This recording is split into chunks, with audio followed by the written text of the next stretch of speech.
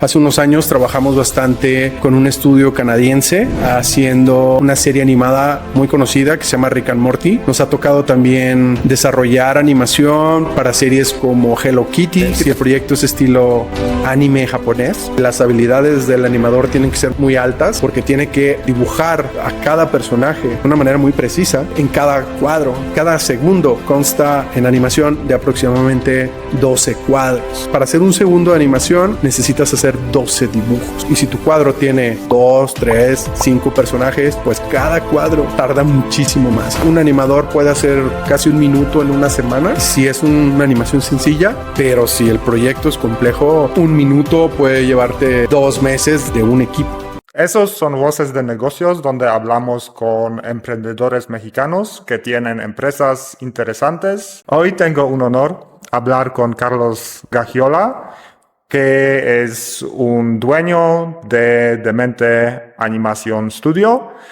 Hola, Carlos. Hola, ¿qué tal, Piotr? Un gusto estar contigo. Muchas gracias por la invitación. Es un placer tenerte aquí en el estudio de Demente. Bienvenido. Bueno, muchas gracias. Estamos en Guadalajara, en tu estudio. Carlos, ¿qué hace tu empresa? Bueno, mi empresa se dedica principalmente a generar contenidos animados, tanto 2D como 3D, contenidos animados de todo tipo, pueden ser cortometrajes, series animadas, series web, películas animadas, trailers, incluso trailers para videojuegos, que en eso hay mucha demanda recientemente. Básicamente nos encargamos de generar todo esto.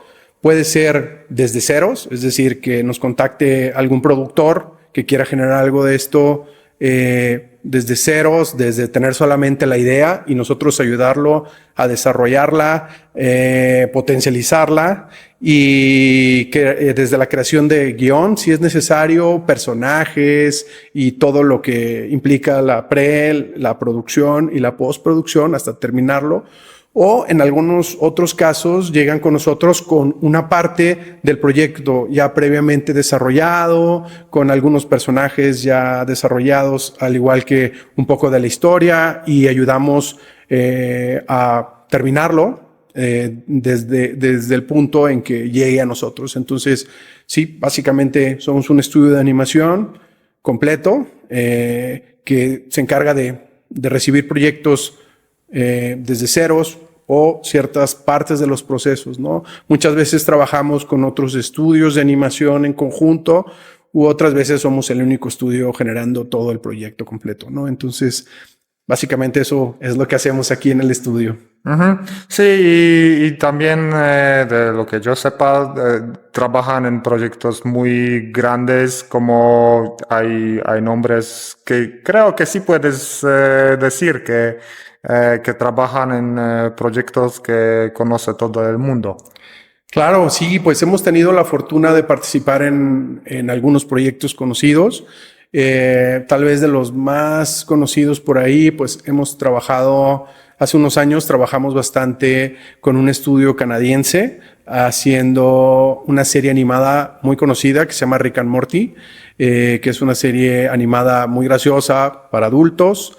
Y Rick and Morty es uno de los proyectos que hemos hecho donde pues más lo conoce la gente.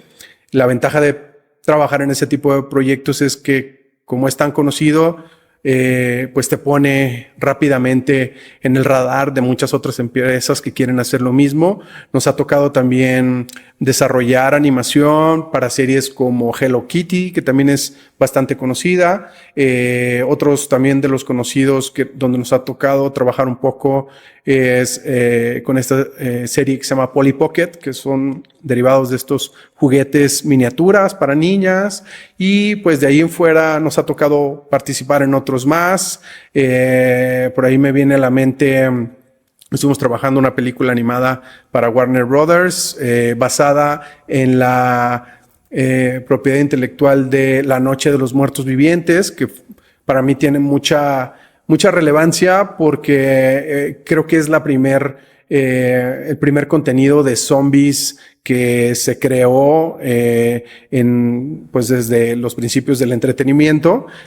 Por ahí creo que fue a finales de los 60s cuando salió esta primera película realizada por George A. Romero, que pues, se le considera como el padre de los zombies, y después vinieron pues muchísimas otros contenidos, tal como lo es The Walking Dead, que pues ya son cómics y series live action muy famosas, y pues bueno, otras películas de zombies, ¿no? Como Generation Z, y pues muchas otras, ¿no? Ahora sí que vivimos, se ha popularizado mucho ese contenido, que es un poco como de terror. Para adultos. Para adultos, y pues nos tocó también trabajar en ese proyecto.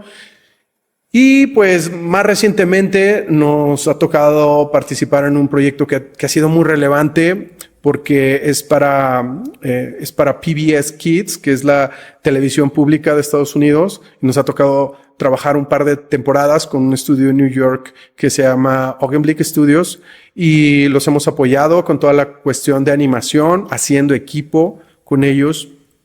Esta serie ha ido pues ganando mucha popularidad entre los niños porque enseña mucho sobre civismo y cómo funcionan las grandes ciudades.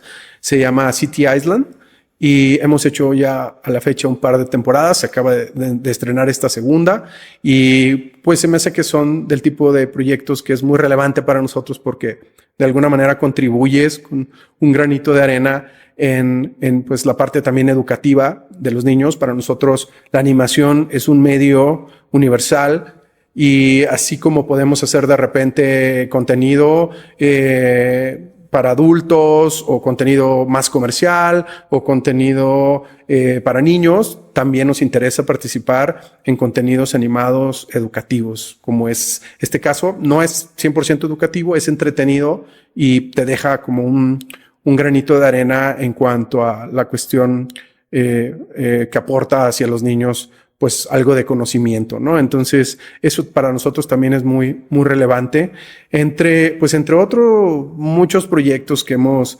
desarrollado, ¿no? Desde muchas veces nos toca participar en proyectos muy recientes donde apenas es la primera temporada, y eso tiene su encanto porque ayudas a hacer el setup de este universo y eres parte de la creación de esos proyectos. O en otros casos, pues nos ha tocado participar en proyectos donde pues ya nos toca desarrollar una cuarta temporada, como fue el caso de Rick and Morty. Nosotros participamos en una cuarta temporada de una serie súper grande, súper exitosa. Entonces, pues nos ha tocado por ahí colaborar en varias cosas, ¿no? Con empresas conocidas como lo es Mattel, como lo es...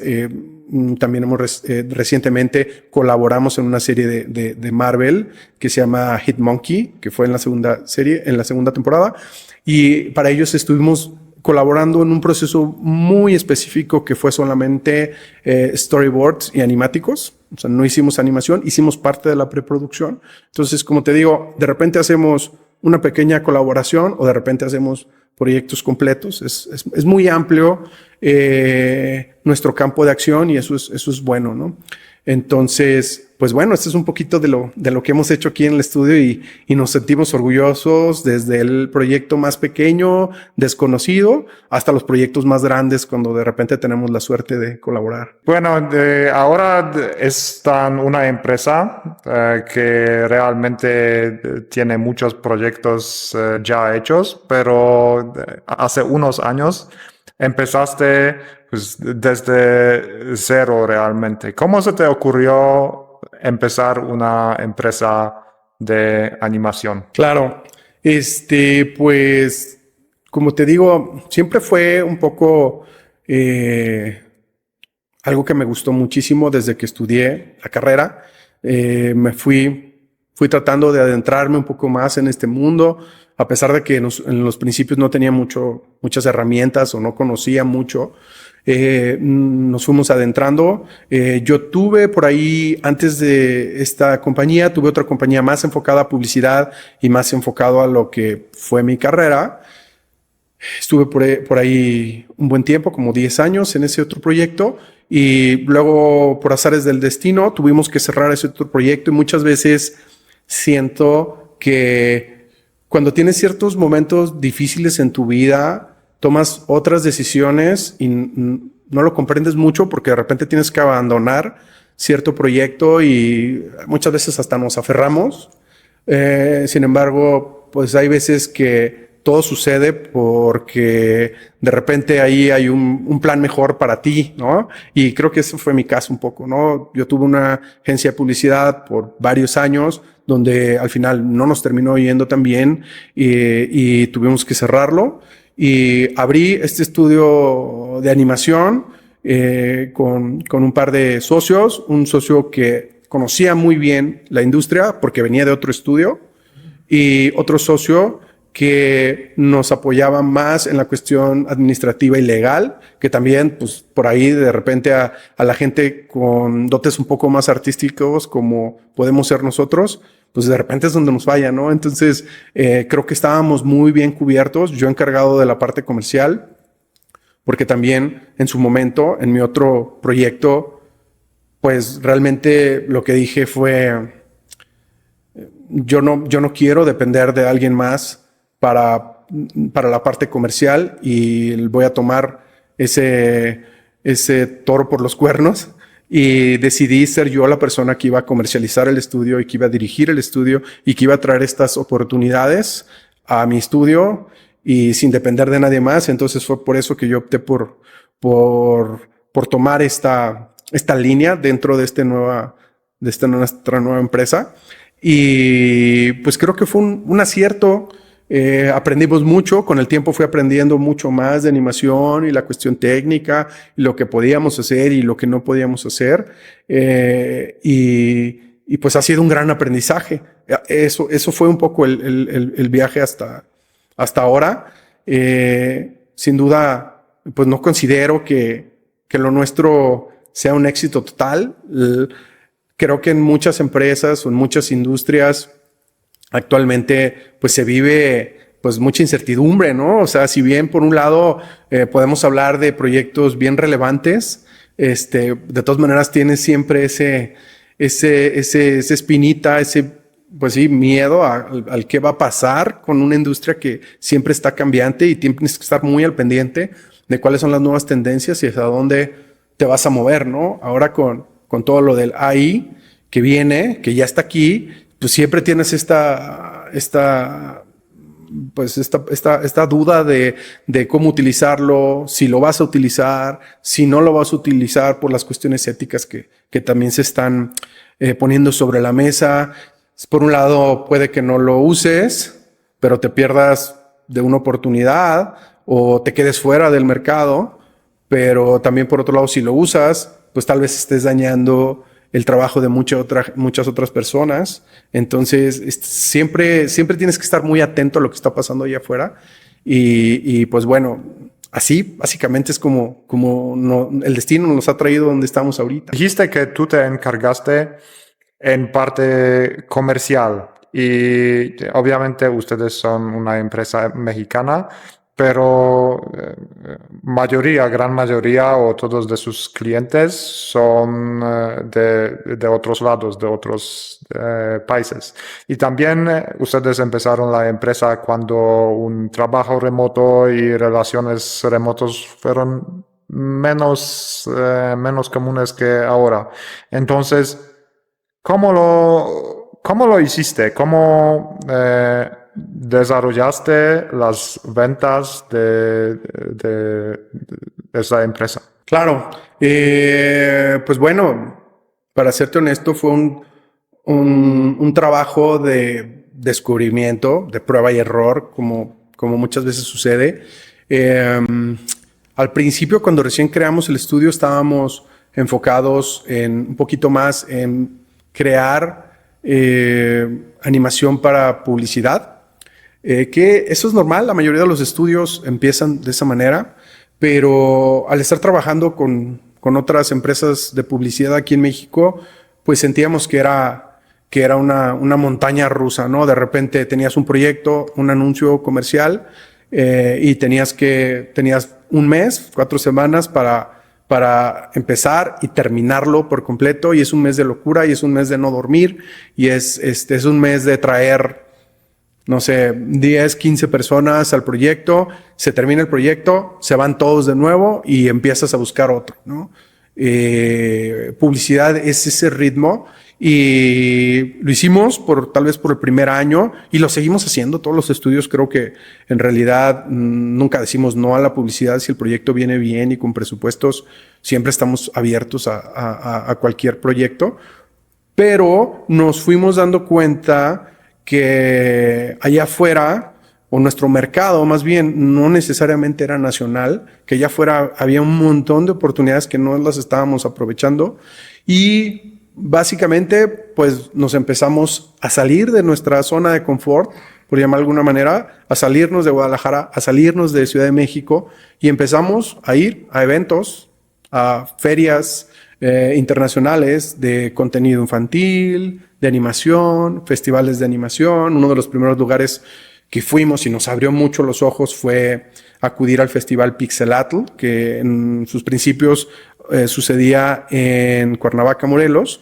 Y pues bueno, nos dimos cuenta que era un festival de animación que traía ejecutivos de Netflix, de Amazon, de HBO y de otras empresas, y podías hacer contacto con ellos y de alguna manera crear tu network de una manera más internacional y proponer trabajar en conjunto, ¿no?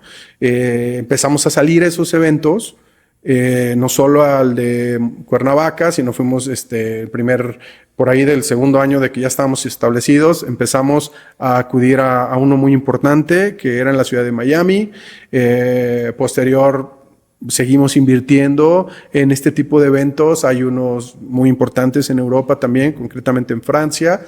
Y así empezamos a hacer este tour de ferias, festivales de animación, donde íbamos construyendo nuestro network, íbamos conociendo cada vez más productores y de cada viaje que hacíamos decíamos, pues, con que salga un proyecto derivado de esa visita, es bueno, ¿no? Entonces empezamos a traer proyectos y a crear algo muy importante en esta empresa, en esta industria, que es tu demo reel, ¿no? Tu video de animación que se constituye por tus proyectos más importantes y donde realmente lo muestras y le muestras a tus clientes potenciales tus habilidades y lo que eres bueno en hacer, ¿no? Entonces, pues en unos principios teníamos un demo reel que estaba construido por muchos proyectos locales, comerciales, hacíamos las frutas, los personajes de las frutas de la marca Boing, de los jugos y refrescos Boing, que son muy populares aquí en México.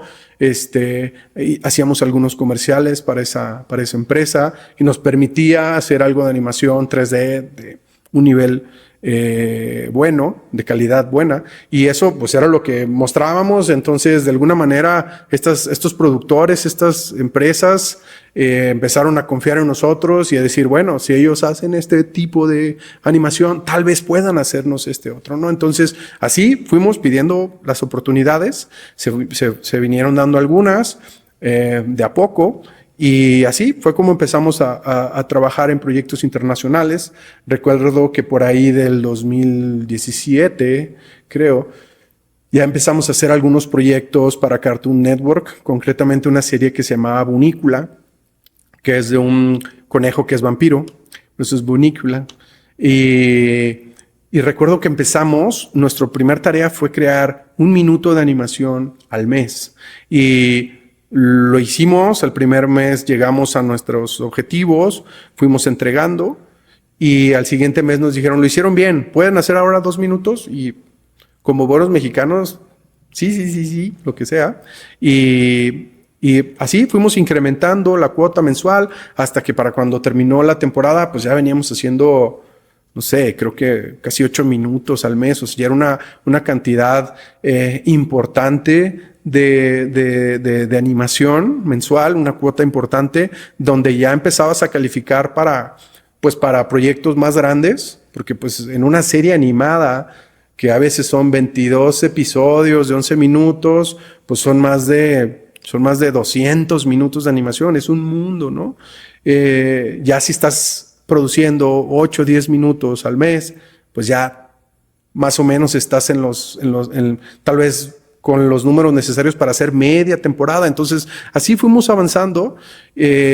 Obviamente, después de esta primera oportunidad, pues nos quedamos con mucho conocimiento, mucha gente en el estudio, muchos animadores, muchos artistas capaces, porque ya tenían la experiencia de haber hecho este primer proyecto para Cartoon Network, y pues con equipo, ¿no? Con computadoras, con licencias para poder seguir trabajando más. Y a partir de ahí, pues mi objetivo fue moverme más masivamente,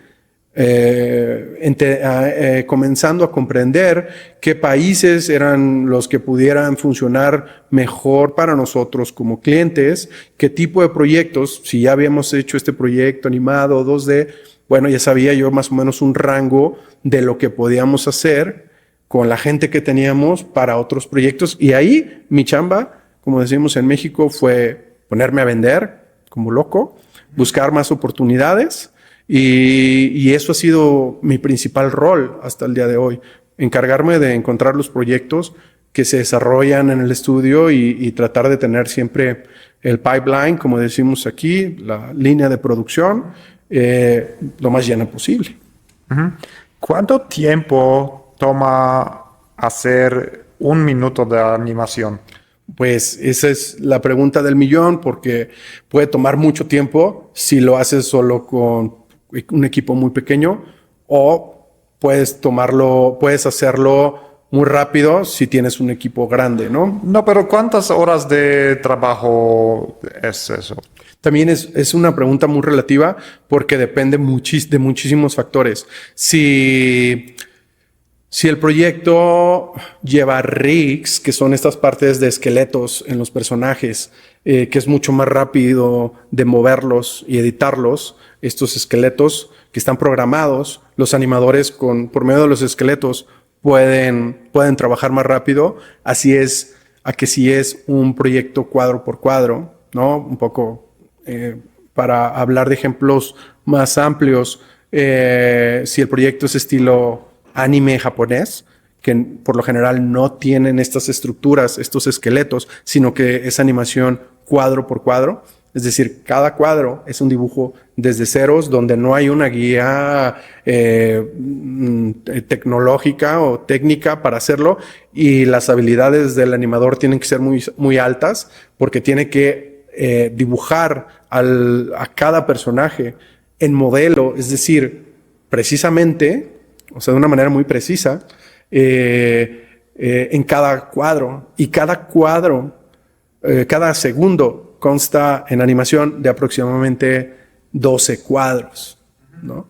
Entonces, para hacer un segundo de animación necesitas hacer 12 dibujos. Y si tu cuadro tiene 2, 3, 5 personajes, pues cada cuadro tarda muchísimo más. Entonces, realmente te puedo decir que es una pregunta muy difícil de contestar, porque así como te pudiera decir que un animador puede hacer casi 1 minuto en una semana, una persona, si es una animación sencilla, tal vez podamos llegar a un nivel de esos, o a un tiempo de esos, pero si el proyecto es complejo, un minuto puede llevarte 2 meses de un equipo, ¿no? Entonces, la calidad de animación, si es muy alta, te lleva muchísimo más tiempo en desarrollarla, ¿no? Si es un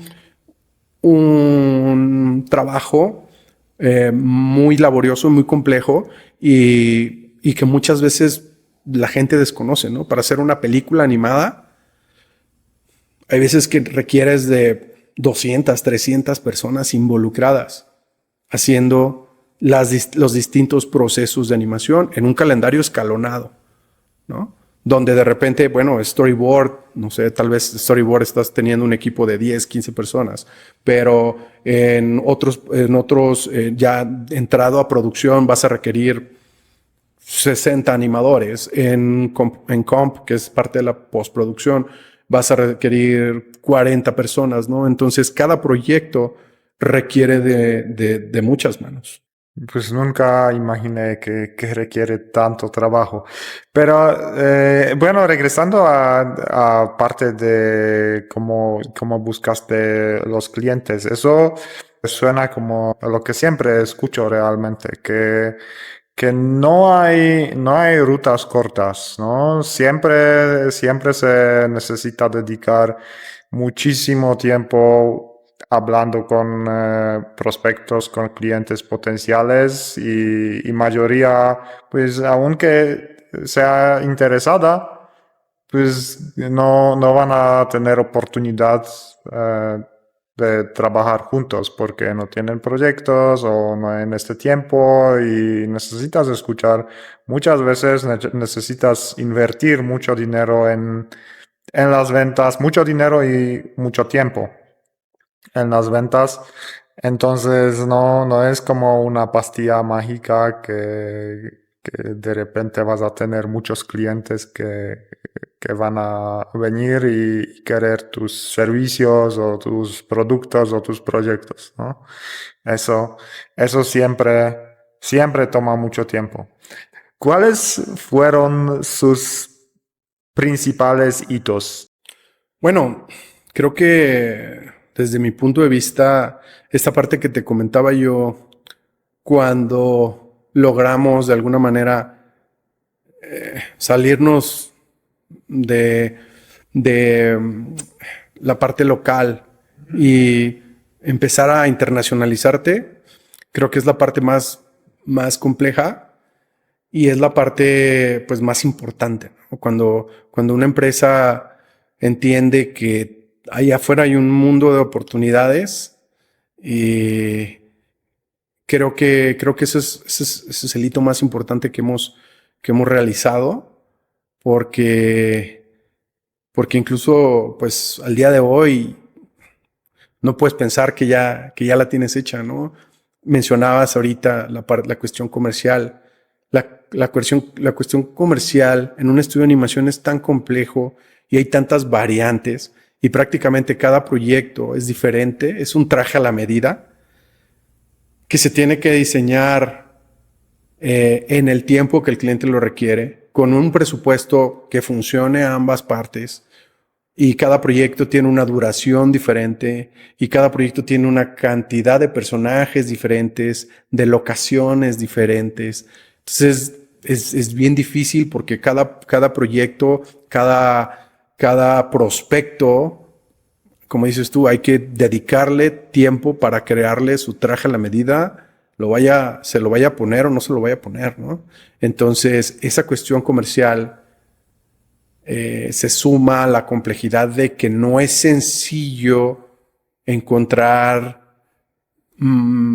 gente o más vendedores que hagan lo mismo que tú, porque es tan complejo lo que vendes que no puedes traer a alguien con experiencia en ventas en otro segmento porque hay una curva de aprendizaje muy larga y muy compleja que prácticamente cuando lo hemos hecho, ¿no? Que hemos traído gente a apoyar al área comercial, pues es prácticamente traer a una gente que todo el día te está preguntando, oye, pero quieren esto, pero dijeron esto otro.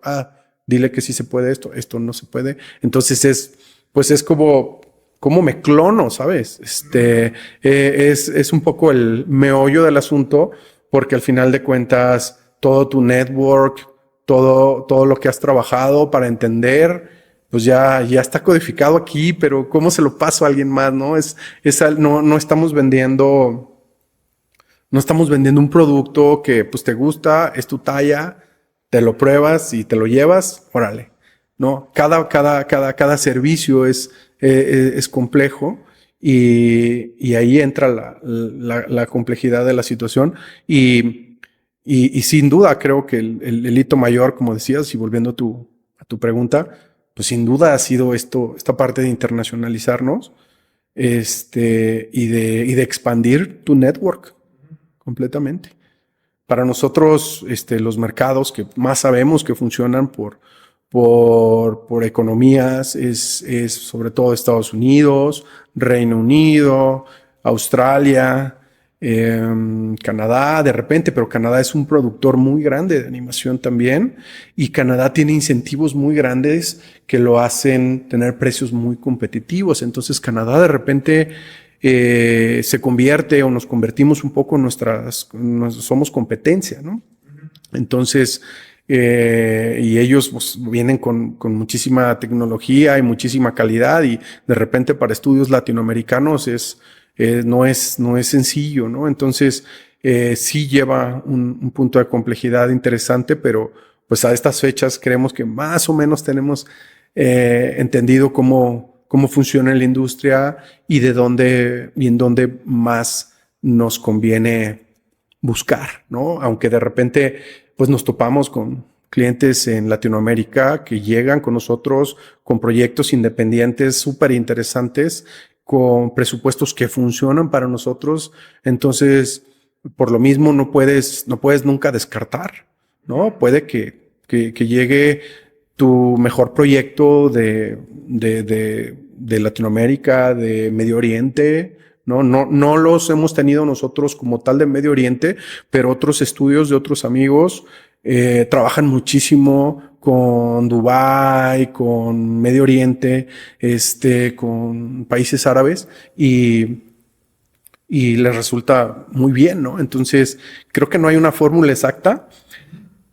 Y sí, pues creo que la clave está en internacionalizarse para quien sea quien quiera emprender en este negocio, creo que la clave está ahí. Especialmente que tienen no productos, pero proyectos digitales. Y proyectos digitales son algo fáciles para internacionalizar. No es como con proyectos físicos que realmente se tiene traerlos en los contenedores a otra parte del mundo.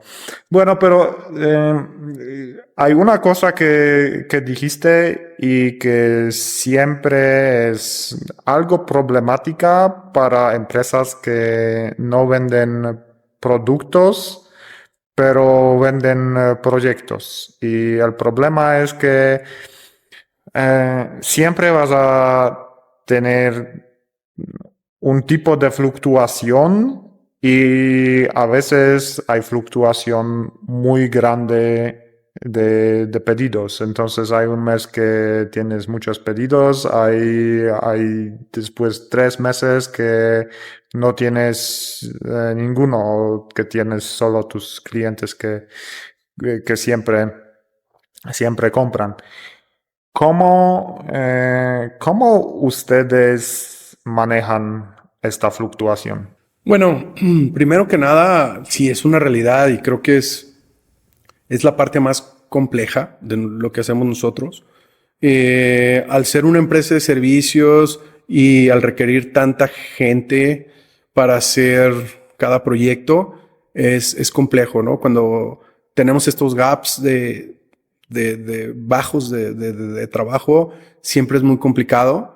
Justo el año pasado fue un año muy complejo para nosotros porque se conjuntaron varios factores como las huelgas en Estados Unidos de guionistas que fueron poco a poco secando pues la mayoría de los proyectos, porque pues si tienes tú varios meses o años con la parte de guiones paradas, pues eventualmente pues van a salir del pipeline todos los proyectos y vas a tener un hueco sin trabajo, ¿no? Y si bien por un lado puedes pensar que pues eso solamente afectaba a Hollywood, pues la derrama de proyectos fue muy poca para los estudios, ¿no?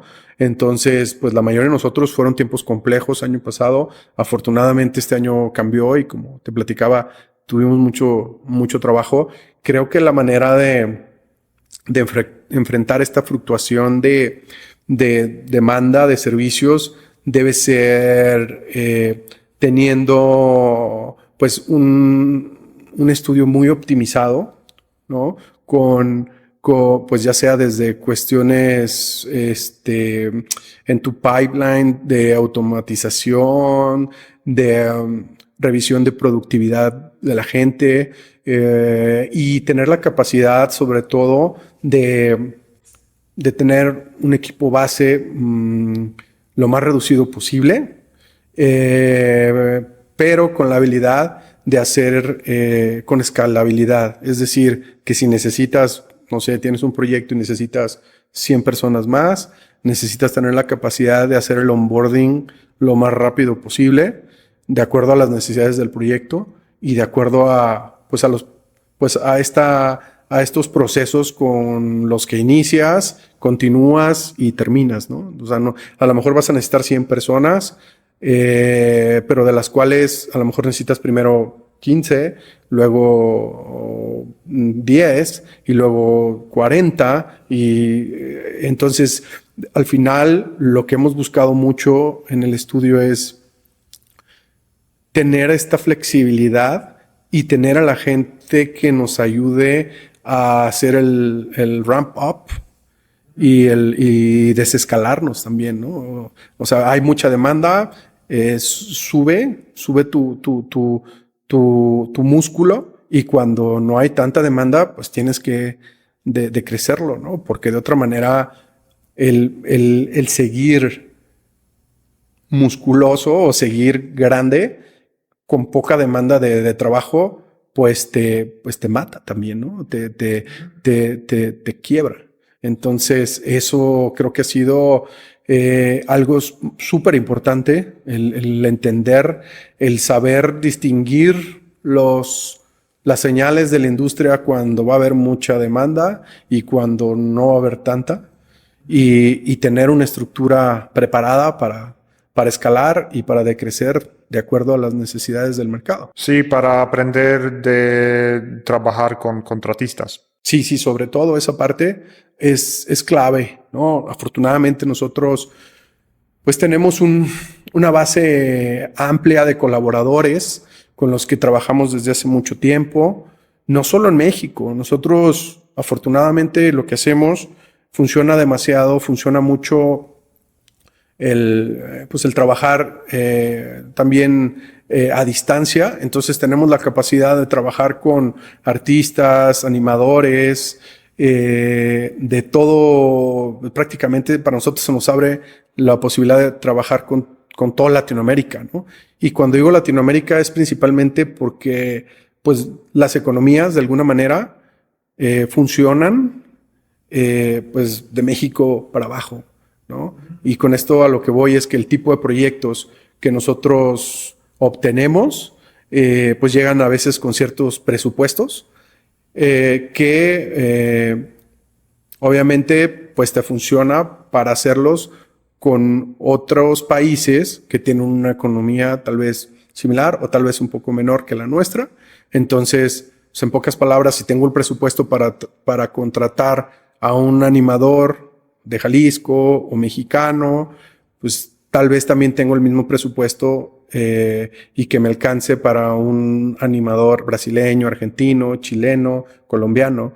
Actualmente, cuando tienes estas necesidades tan grandes de talento, pues volteamos a toda Latinoamérica con animadores que nos han apoyado a lo largo de estos 10 años y para nosotros es muy valioso tenerlos porque cuando necesitamos de su ayuda, pues los contratamos por esta temporalidad, por estos proyectos. Oye, va a haber un proyecto que nos va a llevar 8 meses, ¿no? Y se genera un contrato con cada uno de ellos por esta temporalidad y cuando empiezan están ahí, cuando terminan salen y pues de esa manera funcionan estudios como los nuestros, ¿no? Entonces, esa es una parte clave.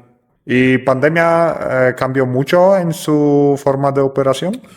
Pues pandemia, no creas, como tú mencionas, pues todos aprendimos eso en la pandemia. Antes de la pandemia nosotros éramos un estudio muy físico.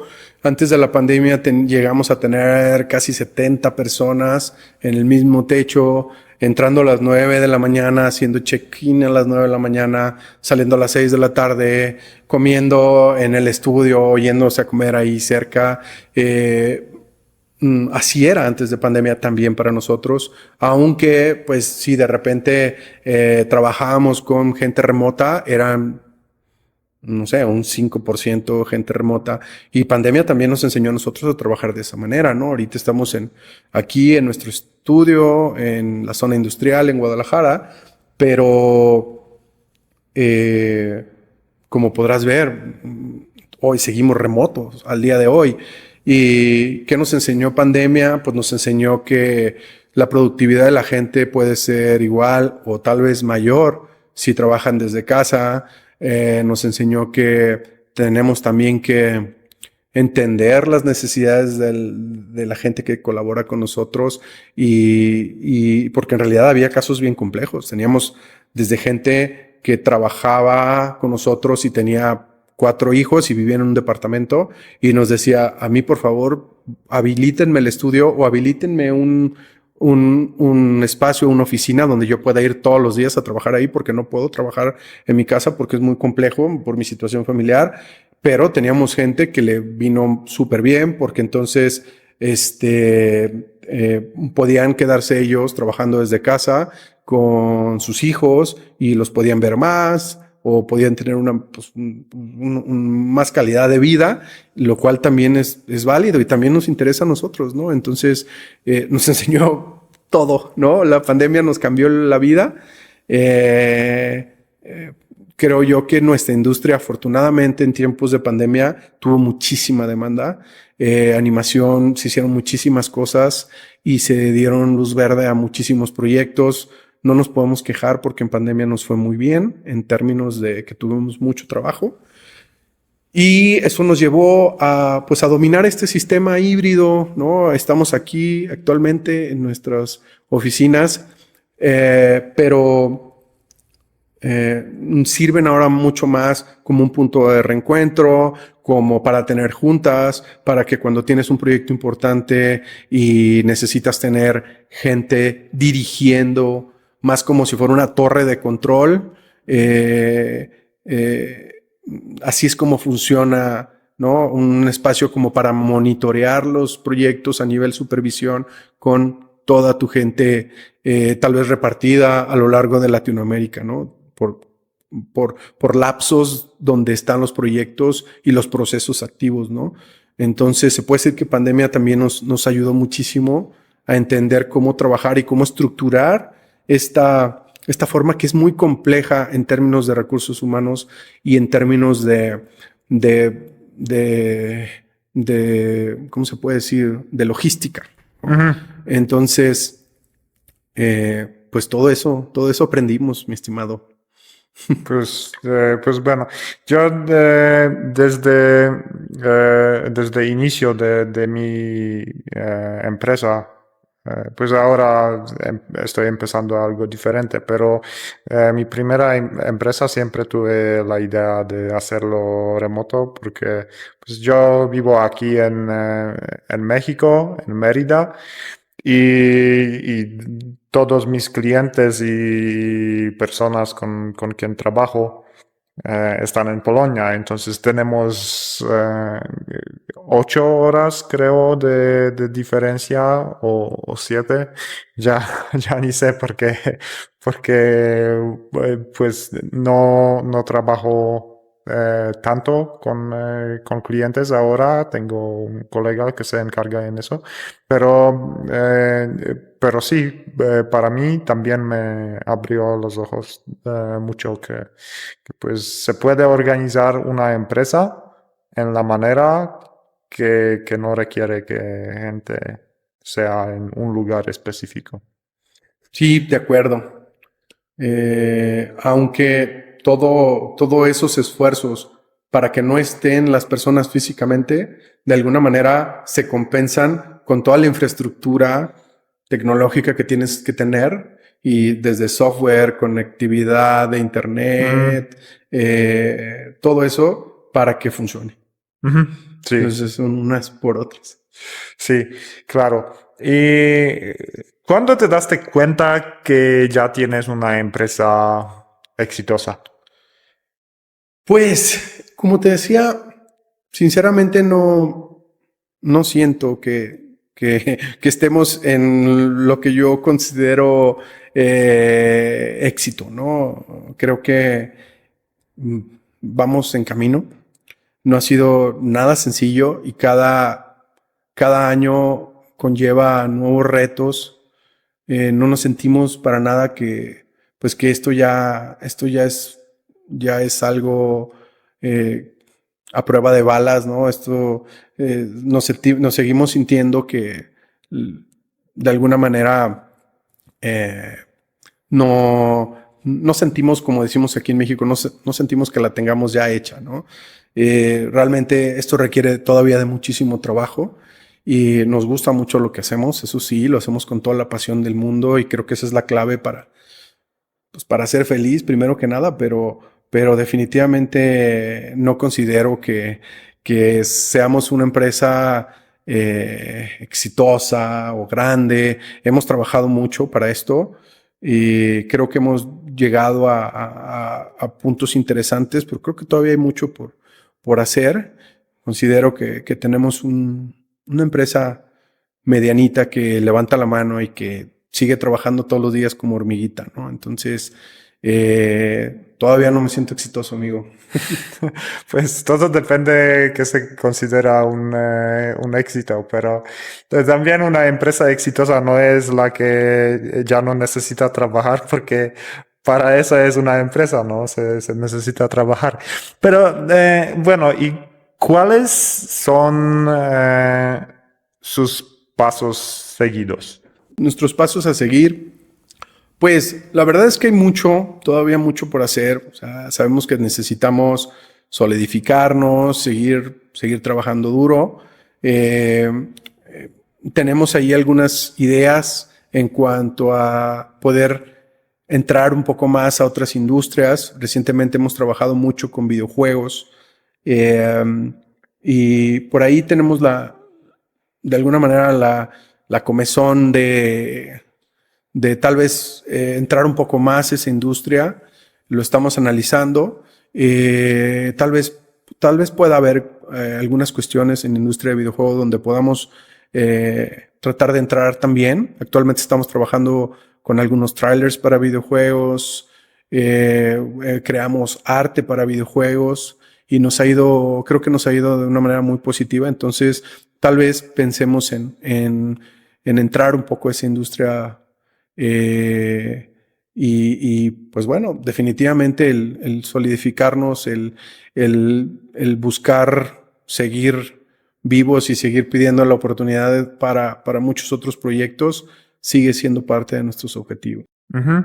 Y también una cosa que me da mucha curiosidad, porque de nuestras conversaciones, de lo que entiendo, tienes un tipo de, no sé si fascinación, pero interés en animación japonesa como anime. También el mercado japonés es algo que se puede entrar o es algo muy cerrado que realmente los extranjeros para ellos no pueden trabajar con ellos. Pues bueno, yo creo que sí, si nos dedicamos a esto, creo que sí somos un poco geeks o un poco nerds y nos encanta la cuestión del anime o las animaciones con estilo japonés. Nos ha tocado trabajar algunas cuestiones bajo ese estilo, pero de ninguna manera las consideramos como que nosotros hacemos anime, sino que nosotros lo rebautizamos internamente y le llamamos Mexanime. Es decir, pues está un poco influenciado por esos estilos, por esa forma de hacer animación y que es muy interesante y es atractiva. Pero más que buscar hacer lo mismo, pues buscamos hacer algo influenciado por ellos, pero con nuestro toque, ¿no? Entonces, está la posibilidad. Hemos hecho recientemente proyectos en ese estilo y creo que han quedado bastante bien.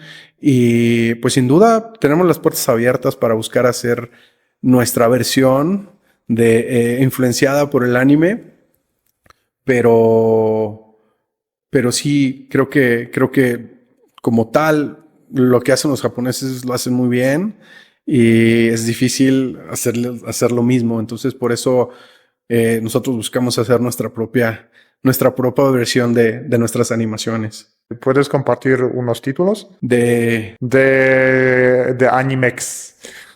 Animex. No. Lo que hemos estado haciendo más recientemente son animaciones cortas como trailers Ajá. en ese estilo. Recientemente hicimos uno para un videojuego que estamos colaborando que se llama Lucha Throwdown y lo pueden encontrar en luchathrowdown.com. Ahí van a ver el trailer y bueno, van a ver el mexanime del que les hablo. No hemos entrado de lleno, no hemos hecho series completas Ajá. ni Ok. películas animadas, aunque ese trailer en particular, si lo ven, pues estamos ahorita en pláticas para ver si hacemos una serie de cortos Ujú. de esos personajes que son luchadores mexicanos. Entonces está muy interesante. Entonces esperemos que pronto podamos compartirles más. Ok, bueno, muy interesante. Y una pregunta más del lado de negocio, porque siempre has estado un emprendedor, parece, de lo que estás diciendo. Entonces, tienes más que 20 años de experiencia como haciendo negocios. Para alguien que está empezando, como acabo de terminar universidad o acabo de terminar una prepa, eh, ¿qué consejo tienes o qué idea tienes para una persona así? Eh, ¿qué debía hacer? ¿O qué debía pensar? ¿En qué debía enfocarse? Recientemente he dado algunas charlas en el TEC de Monterrey y en algunas universidades locales. Normalmente explicamos todo lo que les he platicado aquí, ¿no? Nuestros proyectos, enseñamos nuestros demos, las animaciones en las que hemos participado. Pero sí hay un punto donde creo yo que es importante enfocarse desde la preparatoria, como dices, obviamente también la universidad.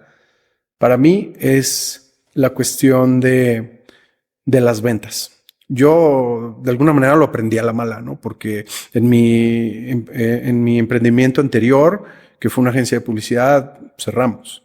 Y cerramos por falta de proyectos y por falta de ventas. Entonces, algo que les digo yo a los chicos en estas pláticas es, de verdad, enfóquense a vender porque siempre nos estamos vendiendo nosotros mismos. Si estamos hoy tú y yo sentados, yo te estoy vendiendo mi imagen y te estoy vendiendo lo que hemos hecho y te causa curiosidad y lo tengo que hacer de una manera inteligente, de una manera amable para interesarte en lo que yo hago.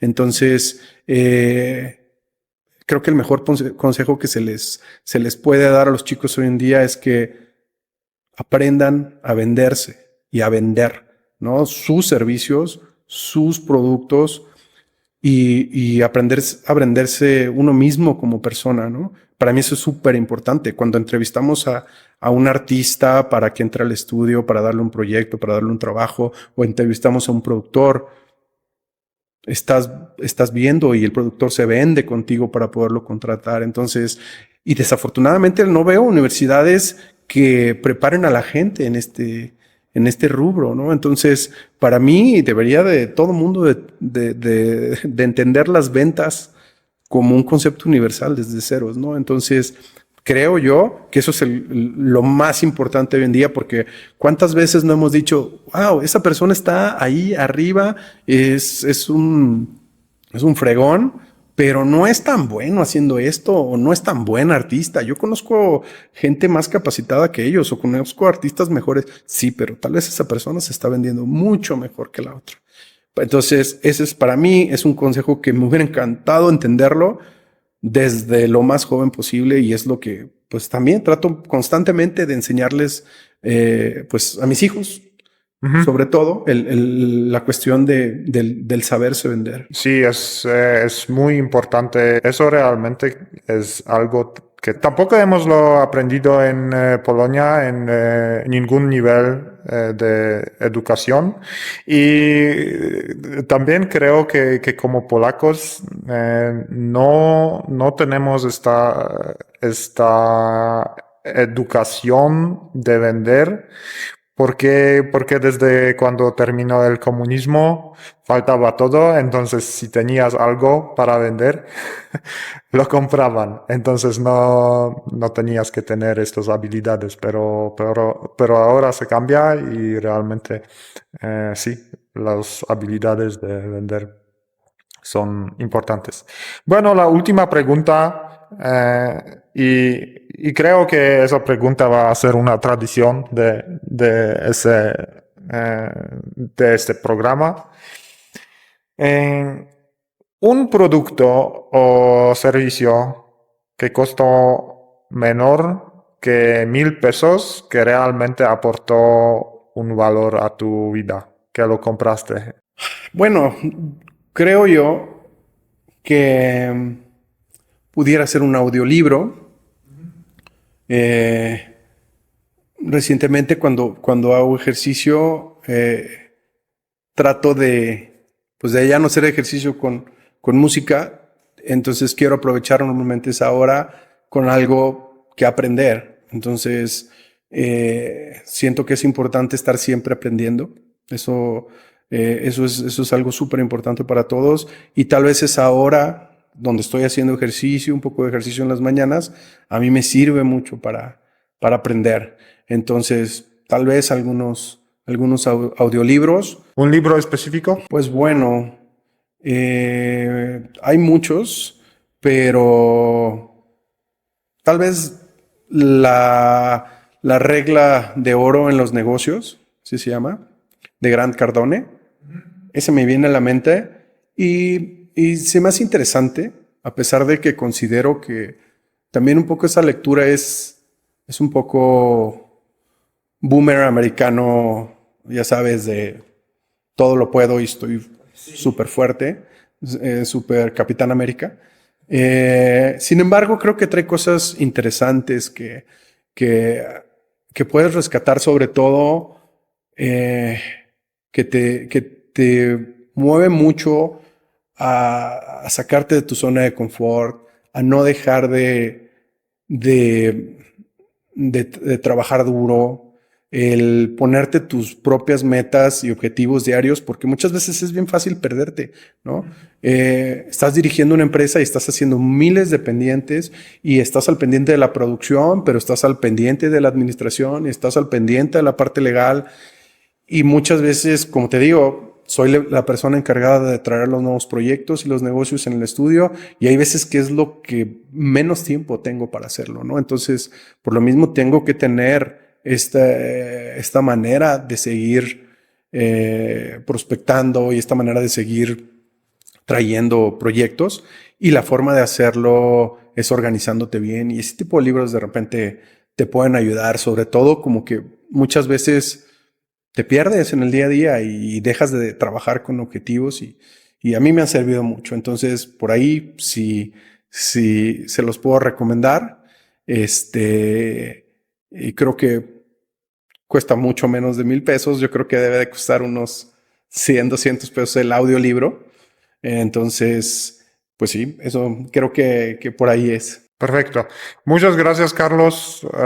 Muchas gracias por la invitación y plática muy interesante.